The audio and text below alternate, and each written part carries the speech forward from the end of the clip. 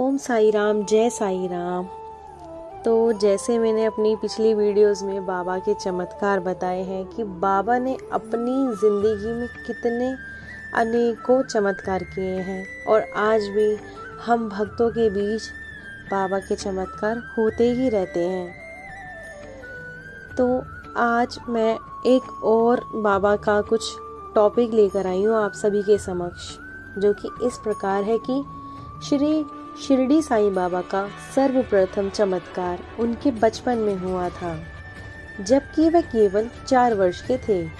उन्होंने एक हिंदू माता ने जन्म दिया था और उनके पिता गंगा भावड़िया थे।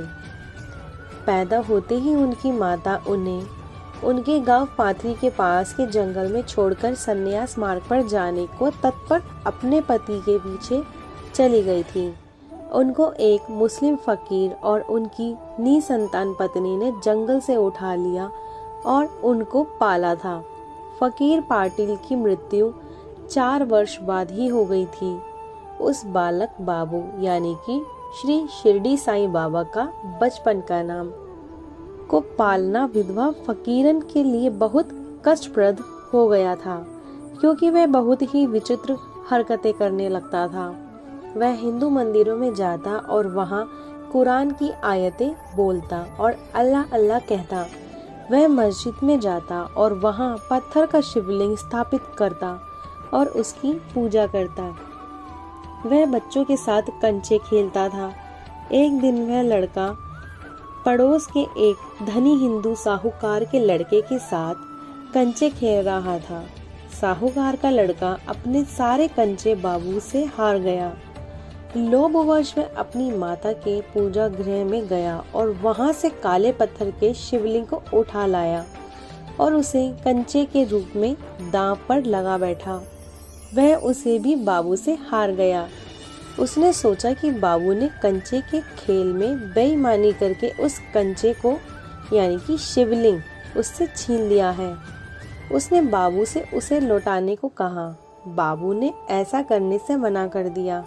साहूकार का लड़का भागकर अपनी माँ के पास आ गया और बताया कि किस प्रकार वह उसके पूजा गृह से शालीग्राम को उठाकर ले गया था और उसे कंचे के रूप में बाबू से हार गया था और बाबू ने उसे लौटा रहा था। यह सुनकर साहूकार की पत्नी बहुत चिंतित हुई।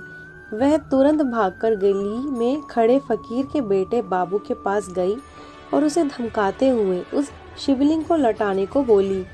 बाबू ने तुरंत उस शिवलिंग को अपने मुंह में डाल लिया और उसे लौटाने से मना कर दिया। पर साहूकार की पत्नी ने बाबू को अपना मुंह खोलने को विवश किया। उसने देखा कि बाबू के मुंह में से तो वह शालीग्राम गायब हो गया और उसके स्थान पर विश्व रूप का वही दृश्य देखा जो यशोदा जी ने बालक कृष्ण के मुंह में देखा था। बाबू ने हंसते हुए कहा, जाओ, शिवलिंग जो तुम्हारे पूजा गृह में ही रखा हुआ है वहां पहुंच गया। वह भागकर पूजा गृह में गई तो उसे वहां पाकर आश्चर्यचकित हुई। तभी वह वहां आई और बाबू को देव बालक समझकर उसके चरणों में पड़ गई। वह रोज उसके पास आती और उसके चरणों में पड़ती। इस घटना से उस गांव के लोग बाबू की विचित्र हरकतों से दुखी हो गए।